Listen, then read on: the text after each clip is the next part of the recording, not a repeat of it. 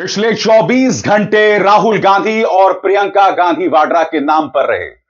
जी हां, जैसे कि आप जानते हैं, दुनिया के जाने माने फुटबॉलर मेसी भारत में थे।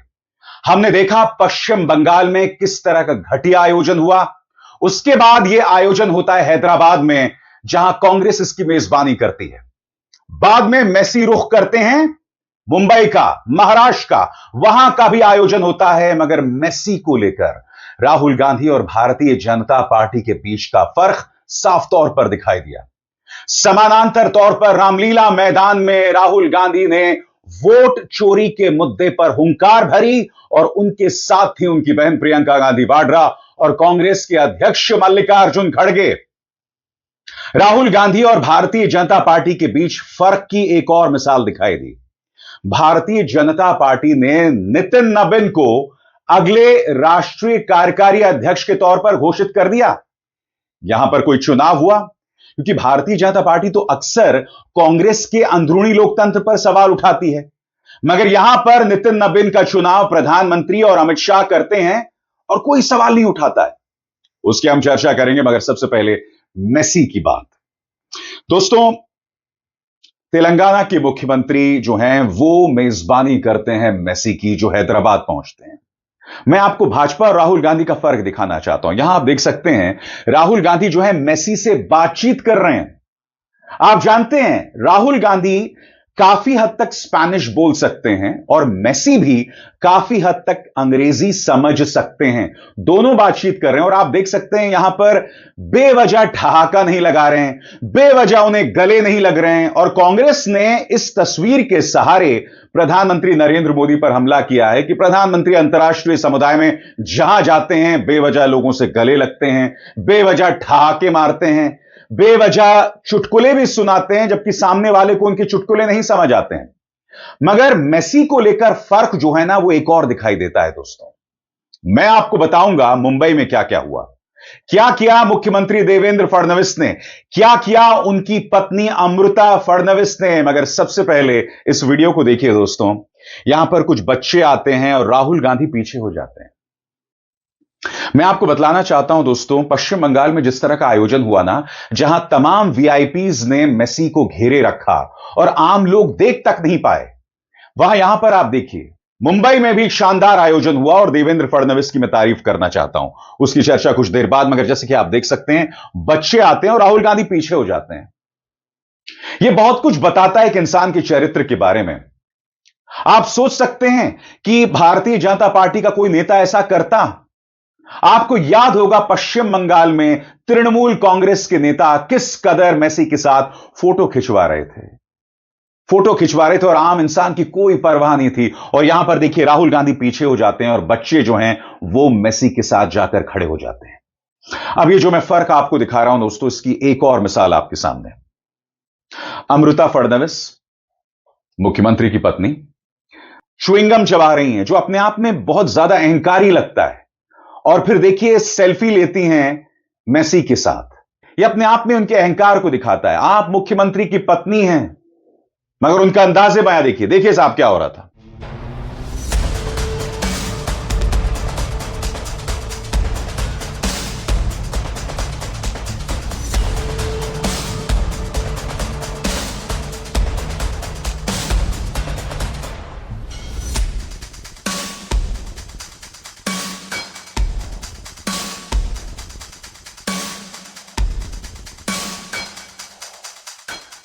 एक बात मैं स्पष्ट कर देना चाहता हूं, मुंबई के अंदर भी जो आयोजन हुआ वो बहुत शानदार हुआ। यहां पर भी मेसी सीधे रूबरू हुए जनता के साथ, जो पश्चिम बंगाल में नहीं हुआ था। तो इसके लिए तारीफ करनी चाहिए देवेंद्र फडणवीस की। मगर लोगों में वहां मौजूद राजनेताओं और अभिनेताओं को लेकर थोड़ी भी दिलचस्पी नहीं थी।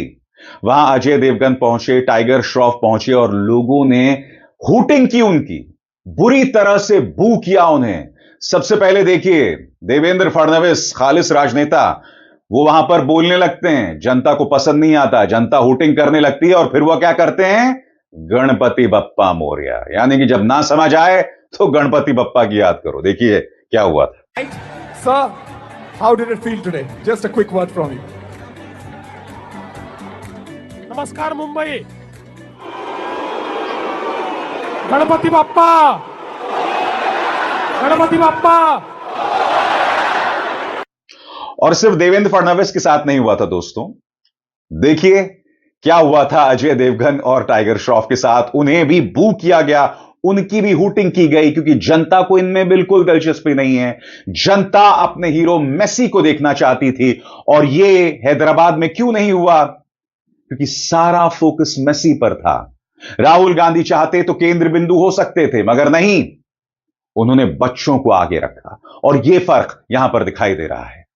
यह फर्क है राहुल गांधी और भारतीय जनता पार्टी के बीच में, और यही फर्क कांग्रेस भी बतलाने की कोशिश कर रही थी। मगर समानांतर तौर पर कल दिल्ली का राजनीतिक पारा बहुत ज्यादा बढ़ा हुआ था। रामलीला मैदान में राहुल गांधी और उनकी बहन और साथ में कांग्रेस के अध्यक्ष मल्लिकार्जुन खड़गे थे।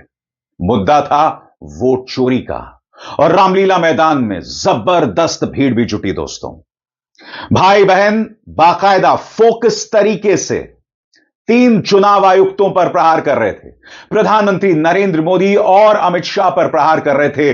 बकौल राहुल गांधी, ये जो 3 हैं, ज्ञानेश कुमार, सुखबीर सिंह संधू और विवेक जोशी, तीनों भारतीय जनता पार्टी के साथ हैं। सुनिए राहुल ने क्या कहा। उनके पास सत्ता है, वो वोट चोरी करते हैं। देखिए आपके सामने पड़ा है, वो वोट चोरी करते हैं। 10,000 रुपए चुनाव के समय, चुनाव हो रहा है, 10,000 रुपए वो देते हैं। उनके इलेक्शन कमिश्नर हैं, जिनके नाम अभी प्रियंका जी ने लिए, मैं भी ले लेता हूं। नहीं है ज्ञानेश कुमार, डॉक्टर सुखबीर सिंह संधू, डॉक्टर विवेक जोशी। याद रखिए, याद रखिए, ज्ञानेश कुमार, सुखबीर सिंह संधू, विवेक जोशी। ये जो सत्य और असत्य की लड़ाई हो रही है, इलेक्शन कमीशन बीजेपी के सरकार के साथ मिलकर काम कर रहा है, और इनको जितनी भी इम्यूनिटी देनी है दे दो। नरेंद्र मोदी जी ने इलेक्शन कमिश्नर्स के लिए कानून बदला, नया कानून लाए, कहा कि इलेक्शन कमिश्नर कुछ भी करे, उन पर एक्शन नहीं लिया जा सकता है, उन पर कार्रवाई नहीं ली जा सकती है। मैं स्टेज से आपको कह रहा हूं, कांग्रेस पार्टी आपको कह रही है, आप मत भूलिए, आप हिंदुस्तान के इलेक्शन कमिश्नर हो, आप नरेंद्र मोदी के इलेक्शन कमिश्नर नहीं हो। और हम आपको साफ कह रहे हैं, ये जो कानून बना है, आपकी रक्षा करने के लिए कानून बना है। इस कानून को हम बदलेंगे, रेट्रोएक्टिवली बदलेंगे और आपके खिलाफ एक्शन लेंगे, क्योंकि हम सच्चाई की लड़ाई लड़ रहे हैं और आप असत्य के साथ खड़े हो। और यही तेवर प्रियंका गांधी वाड्रा के थे। बकौल प्रियंका गांधी वाड्रा, अगर ये 3 ना हो तो भारतीय जनता पार्टी के लिए चुनाव जीतना मुश्किल हो जाए। राहुल गांधी जी ने बिहार चुनाव में लंबी यात्रा की एसआईआर के खिलाफ। क्यों की? क्योंकि एसआईआर में ये वोट काटकर चुनाव का नतीजा अपने पक्ष में करना चाह रहे थे। अब यूपी में शुरू हो गया है, 3 करोड़ नाम काटे गए हैं यूपी में। कितना योग्य है ये चुनाव आयोग भाजपा के लिए? ज्ञानेश कुमार, सुखबीर सिंह संधू और विवेक जोशी, मेरे साथ बोलिए, ज्ञानेश कुमार, सुखबीर सिंह संधू, विवेक जोशी। ये देश इन 3 नामों को नहीं भूलेगा। ये चाहे कितने भी बड़े बड़े ये कितने भी इंतजाम कर लें इन लोगों को बचाने के लिए, एक दिन इन्हें इस देश को जवाब देना पड़ेगा कि किस तरह से इन्होंने हमारे वोटों का अधिकार हमसे छीनने की कोशिश की, किस तरह से इन्होंने साजिश रची। और आगे बढ़ने से पहले एक जरूरी संदेश, मेरे कार्यक्रमों के लिए आप नोटिफिकेशन का इंतजार मत कीजिए, मेरे चैनल में जाइए और खुद जाकर कार्यक्रम देखिए और रहिए अपडेटेड। रामलीला मैदान में कांग्रेस को शानदार प्रतिक्रिया मिली है, मगर कांग्रेस भी जानती है कि उसकी हालत हर गुजरते चुनाव के साथ पतली होती जा रही है। उसे कहीं ना कहीं अपने काडर के अंदर ऊर्जा भरनी पड़ेगी, एक रणनीति बनानी पड़ेगी जिसके चलते वो चुनावी मैदान में भाजपा को हरा सके। वोटर चोरी को लेकर उसे प्रतिक्रिया जरूर मिल रही है, मगर उसके सामने कठिन चुनौती है। राहुल गांधी सीधा प्रहार करते हैं प्रधानमंत्री और अमित शाह पर।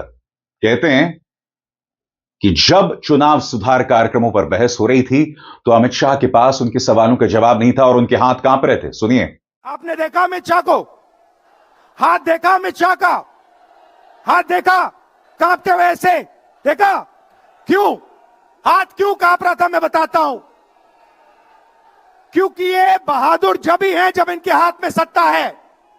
जैसे ही इनके साथ से सत्ता निकलेगी आप देखना इनकी बहादुरी कहां जाएगी। बकौल राहुल गांधी, प्रधानमंत्री नरेंद्र मोदी का भी कॉन्फिडेंस पूरी तरह से खत्म हो चुका है। सुनिए। मगर आप मोदी जी का चेहरा देखिए, अच्छी तरह देखिए।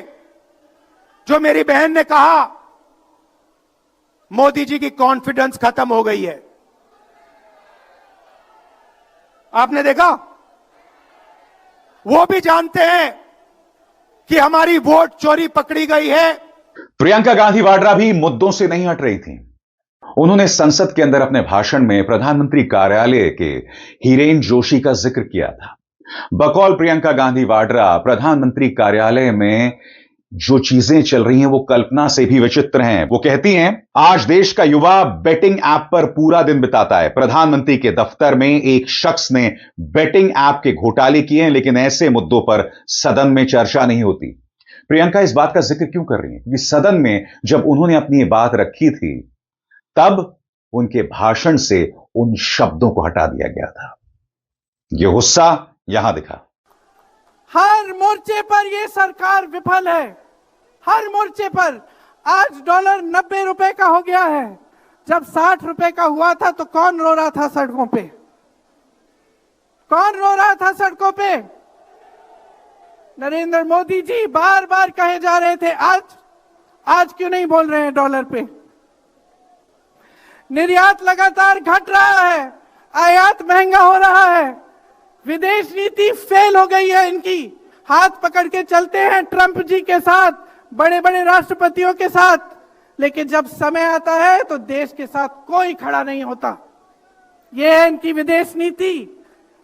और इनकी नीति कि देश की सारी संपत्ति अपने दो चेलों को, अडानी जी और अंबानी जी को पकड़ा देते हैं। यहां देश का नौजवान महंगाई से जूझ रहा है, बेरोजगारी से जूझ रहा है, पेपर देता है, लीक हो जाता है, कोई उसकी सहायता नहीं है, नशे की तरफ जा रहा है, बेटिंग ऐप में पूरे दिन बिताता है। और बेटिंग ऐप चलाया कहां से जा रहा है? कहां से चलाया जा रहा है? सूत्रों के मुताबिक प्रधानमंत्री के ऑफिस में ही एक शख्स ने बेटिंग ऐप के साथ में घोटाले किए हैं। इसकी चर्चा होती है क्या सदन में? क्यों नहीं होती? आपकी बेरोजगारी की चर्चा होती है, महंगाई की चर्चा होती है, मेरी बहनें यहां खड़ी हैं, आपकी सुरक्षा की चर्चा होती है। न सदन में होगी, ना बड़ी बड़ी रैलियों में करेंगे ये लोग, ना आपके पास आकर आपसे बात करेंगे, आपके हालचाल पूछेंगे, आपसे पूछेंगे कि किस संघर्ष से आप गुजर रहे हो, कैसे जी रहे हो, क्योंकि हिम्मत नहीं रही इनकी, हिम्मत नहीं रही। प्रियंका ने सीधा प्रहार ईवीएम पर भी किया और चुनाव आयोग पर। प्रियंका ने कहा कि बगैर चुनाव आयोग के भारतीय जनता पार्टी जीत ही नहीं सकती। सुनिए। आज इनको चुनाव आयोग की जरूरत है। चुनाव आयोग के बिना ये चुनाव नहीं जीत सकते। और याद रखिए, चुनाव आयोग के जो मुख्य जो 3 अधिकारी हैं, उनके नाम आप याद रखिए, कभी मत भूलिए इनके नाम, क्योंकि ये आज हम हमारे लोकतंत्र पर वार कर रहे हैं। इतिहास में कभी ऐसा नहीं हुआ कि पूरा विपक्ष कह रहा है कि हमें विश्वास नहीं है चुनाव आयोग में, इन चुनाव में हमारा विश्वास नहीं है, ये चुनाव ठीक ढंग से नहीं किए जा रहे हैं। चुनाव की घोषणा से लेकर वोटर लिस्ट, आचार संहिता, प्रचार, मतदान, मतगणना, ईवीएम और नतीजे से तक हर कदम को, हर चीज को संदिग्ध बना दिया है इन्होंने। इनके साथ साथ सारी संस्थाएं इनके सामने झुक गई हैं, सरकार के सामने झुक गई हैं, इनको झुकाया गया है। और आज उन्होंने कहा, सीधी चुनौती दी भारतीय जनता पार्टी को कि अगर हिम्मत है तो बैलेट पेपर के जरिए चुनाव करवाइए, एक भी चुनाव भाजपा नहीं जीत पाएगी। मैं चुनौती देती हूं, एक सही चुनाव लड़ लें, बैलेट पे लड़ लें, तो ये खुद जानते हैं कि कभी नहीं जीत पाएंगे। प्रियंका गांधी वाड्रा ने वहां मौजूद जनता को एक संदेश भी दिया कि आज जो लड़ाई कांग्रेस लड़ रही है वो बहुत मुश्किल है। उन्होंने याद दिलाया कि क्या हो रहा था लोकसभा चुनाव से पहले। मुख्यमंत्रियों को गिरफ्तार किया जा रहा था और कांग्रेस के खातों को फ्रीज कर दिया गया था। बावजूद इसके कांग्रेस ये लड़ाई लड़ रही है। आज परिस्थितियां ये है कि पिछले आम चुनाव में मुख्यमंत्रियों को जेल में डाला गया, कांग्रेस पार्टी का बैंक अकाउंट बंद कर दिया गया, भ्रष्टाचार के नाम पे तरह तरह के इल्जाम लगाए गए जिसका कोई प्रमाण नहीं है। ईडी भेजी, इनकम टैक्स भेजा, सीबीआई भेजी, और जैसे जैसे जिनका दिल कमजोर था, जो सह नहीं पाए, वो उनकी पार्टी में शामिल हो गए, वैसे वैसे इनकी वॉशिंग मशीन उनको धोकर उनको पाक बनाती रही। प्रियंका सवाल पूछ रही हैं, आखिर क्या वजह है कि जनता के मुद्दों की चर्चा नहीं होती? वंदे मातरम पर पूरे दिन की चर्चा हुई लोकसभा और राज्यसभा में, मगर प्रदूषण जैसे मुद्दे हैं, जनता से जुड़े सीधे मुद्दे हैं, इन मुद्दों की चर्चा नहीं होती है। वो पूछ रही हैं, आखिर क्यों? आज संसद को देखिए, मुश्किल से एक सत्र में दो बहस होती है। और जब हमने कहा, राहुल जी ने मुद्दा उठाया, खड़गे जी ने मुद्दा उठाया कि हमें बहस करनी है चुनाव पे, एसआईआर पे, जिस तरह से वोट चोरी हो रही है उस पे, तो घबरा गए, मानी नहीं बात। अंत में जाकर कैसे माने कि हम वंदे मातरम पर भी चर्चा करेंगे। तो हम संसद में यह बहस करते रहे कि राष्ट्रगीत किसका है, राष्ट्रगीत कैसे बना, राष्ट्रगीत क्यों बना, और जो बड़ी बड़ी समस्याएं हैं जिससे आप जूझ रहे हो, बेरोजगारी, महंगाई, पेपर लीक, उसके बारे में चर्चा करने की हिम्मत नहीं है। दोस्तों, एक तरफ प्रियंका और राहुल सीधा प्रहार कर रहे थे भारतीय जनता पार्टी पर, तो दूसरी तरफ भारतीय जनता पार्टी का राष्ट्रीय कार्यकारी अध्यक्ष घोषित हो गया। आपके स्क्रीन पर नितिन नबीन, जो कि बिहार सरकार में मंत्री हैं। मैं आपसे एक सवाल पूछना चाहता हूं, ये जो चेहरा घोषित हुआ, इसको लेकर पारदर्शिता कहां है? क्योंकि भारतीय जनता पार्टी लगातार कांग्रेस के अंदरूनी लोकतंत्र पर सवाल उठाती रहती है। आपने कार्यकारी अध्यक्ष की घोषणा कर दी, मान लिया इसके पीछे चुनाव नहीं था, मगर पारदर्शिता होनी चाहिए ना। बहरहाल, नितिन नबीन के बारे में क्या जानकारी मिल रही है आपके स्क्रीन पर? बिहार सरकार में मंत्री नितिन नबीन को बीजेपी का राष्ट्रीय कार्यकारी अध्यक्ष नियुक्त किया गया है। बीजेपी के राष्ट्रीय महासचिव अरुण सिंह की ओर से जारी एक पत्र में बताया गया, बीजेपी के संसदीय बोर्ड ने बिहार सरकार में मंत्री नितिन नबीन को पार्टी का राष्ट्रीय कार्यकारी अध्यक्ष नियुक्त किया है। पत्र के अनुसार नितिन नबीन की नियुक्ति तत्काल प्रभाव से लागू होगी। नितिन नबीन बिहार सरकार में पथ निर्माण मंत्री और भाजपा के छत्तीसगढ़ प्रभारी हैं। और राहुल गांधी जब दो विचारधाराओं की बात करते हैं ना, दरअसल वो इसी बात का जिक्र करते हैं कि पारदर्शिता की सख्त कमी है भाजपा के अंदर। इनफैक्ट मैं आपको याद दिलाना चाहूंगा, कैप्टन अमरिंदर सिंह जो पहले कांग्रेस में थे, कांग्रेस के मुख्यमंत्री थे और अब भाजपा में हैं, उन्होंने भी बयान दिया था कि भारतीय जनता पार्टी के अंदर कोई पारदर्शिता नहीं है, यहां किसी की राय नहीं ली जाती है। और यह पोल कोई और नहीं, भाजपा का अपना एक नेता कैप्टन अमरिंदर सिंह खोल रहे हैं। और इन्हीं दो विचारधाराओं की लड़ाई का जिक्र राहुल गांधी ने अपनी रामलीला मैदान रैली में किया। सुना जाए। भाइयों और बहनों, मैं कांग्रेस पार्टी के कार्यकर्ताओं को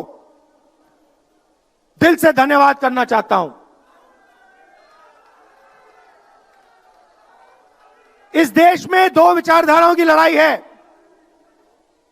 एक आरएसएस की विचारधारा, जो मोहन भगवत जी ने कहा, जो सत्य के खिलाफ है और सत्ता के लिए कुछ भी कर सकती है। और दूसरी हमारी विचारधारा, आपकी डीएनए, आपके खून की विचारधारा, सत्य की विचारधारा, अहिंसा की विचारधारा। और आप बिना डरे धूप में, आंधी में, तूफान में, बारिश में आप कांग्रेस पार्टी की विचारधारा के लिए लड़ते हो। जैसे आपके डीएनए में सत्य है, वैसे उनके डीएनए में असत्य और वोट चोरी है।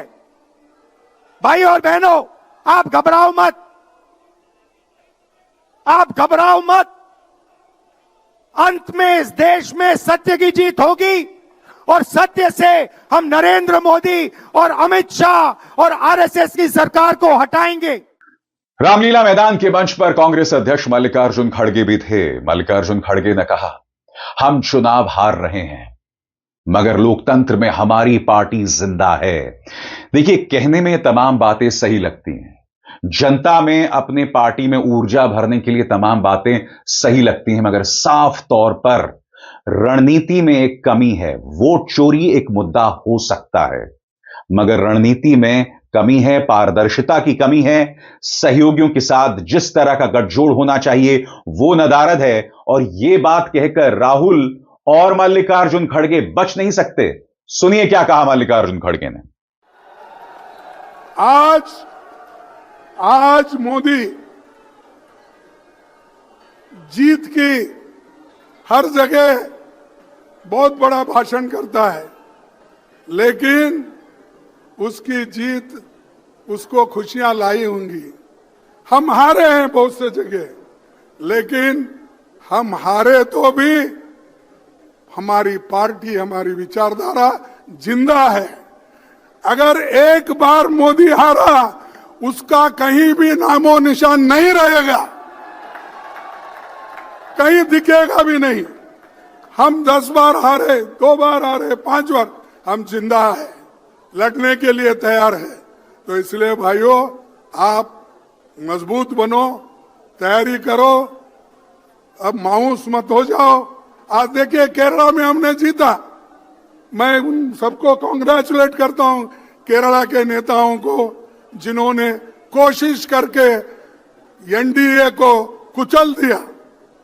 और वहां आज कांग्रेस सबसे बड़ा झंडा लगा के वहां पर ठहरा है। रामलीला मैदान में राहुल गांधी के तेवर सख्त थे और यकीनन उनके इस बयान से एक राजनीतिक भूचाल भी आएगा, जब उन्होंने कहा कि चोरी भाजपा के डीएनए में है और उन्होंने बाकायदा मिसाल के साथ इसे पेश किया। आप बिना डरे धूप में, आंधी में, तूफान में, बारिश में आप कांग्रेस पार्टी की विचारधारा के लिए लड़ते हो। जैसे आपके डीएनए में सत्य है, वैसे उनके डीएनए में असत्य और वोट चोरी है। देश के कोने कोने में नारा चला है, वोट चोर, वोट चोर। अमित शाह जी, मोदी जी, जितने भी आपको भाषण देने हैं आप दे दीजिए। अंत में इस देश में सत्य की जीत होती है। सत्य से आपको निकालेंगे, नफरत से नहीं, हिंसा से नहीं, सत्य और अहिंसा के साथ हम नरेंद्र मोदी और अमित शाह को हरा के दिखाएंगे। स्वाभाविक सी बात है दोस्तों, राजनीति गर्मा गई है और मेरा हमेशा से मानना रहा है कि स्वस्थ लोकतंत्र में विपक्ष का जिंदा रहना बहुत जरूरी है, क्योंकि अगर विपक्ष ही नहीं रहेगा तो मुद्दे सामने नहीं आएंगे। इसी बात का जिक्र प्रियंका गांधी वाड्रा भी कर रही थी कि चर्चा वंदे मातरम पर हो रही है, मगर आपके सामने नौकरी, महंगाई, प्रदूषण, तमाम समस्याएं मुंह खड़ी हैं, जिससे भाजपा बचने की कोशिश कर रही है। अब इसार शर्मा को दीजिए इजाजत। नमस्कार।